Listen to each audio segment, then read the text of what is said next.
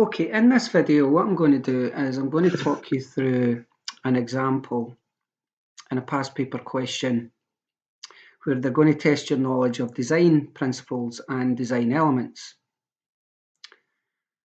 Before you do these examples, it's important that you look at the PowerPoints on the various design elements and design principles and know how to recognize them in a graphic layout, and you should also know why these elements and principles are used, what effect is the designer trying to create. Okay, so let's have a look at this example here. What we have is we've got a web page which is advertising a speaker, and the first question here says, describe the effect to the web page of using green lines. Okay, so what you have to do is you have to clearly identify how the lines have been used in the graphic layout and give a reason why they've been included in the design of this web page.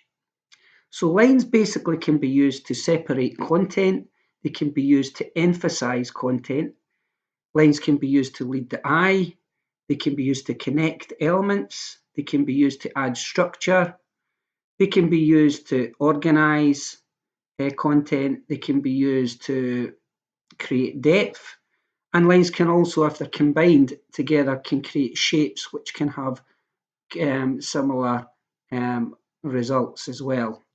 Okay, so let's have a look at a typical answer. So in this answer here, I have identified two statements have been written explaining how line has been used, and you'll notice I've animated the graphic or the image of the website page, and that's quite good because that'll let the marker see exactly what you're talking about. So we've got number one. It says the green light at the top of the page helps to separate the title from the rest of the page content. This helps to organize the layout of the page. So we're describing how this green line has been used. It helps to separate that from the rest of the content in the page, and that has an effect of organizing the page. So you would get your marks for saying that. The second statement here says the green wave line helps to connect the parts of the speaker. So we're talking about a different use of the green line here. We've got a green line that connects the different parts of the speaker, and this ties these elements together, which would be better than having them on the page and not connected in any way. Other reasons for using the green line you could have identified include the green line runs behind the images of the speaker parts, adding depth to the layout. The green wave line is thicker than the straight green lines, adding again depth to the layout. The green line is in harmony with the blue background, making the layout easy in the eye. So that's demonstrating your knowledge of colour theory. The green line is in the shape of a sound wave, which fits well with the advertising of a speaker.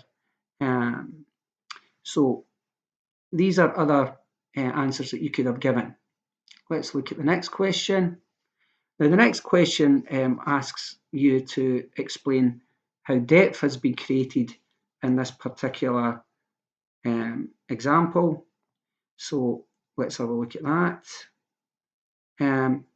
Depth is really like it's talking about using things like pictorial graphics, perspective graphics, or isometric graphics obviously can help to create depth. When you're producing a desktop, or when you're using a desktop program, you can use the layering feature to create depth. Differences in color tones can be used to create depth, and differences in the size of elements can be used to create depth. So let's have a look at typical answer. So again here I've animated the features that have been used to create depth. So we've got number 3, it says layering has been used to make the green waveline pass behind the speaker images. This creates depth. You can see it there, the waveline going behind here has this creates this impression of depth and perspective.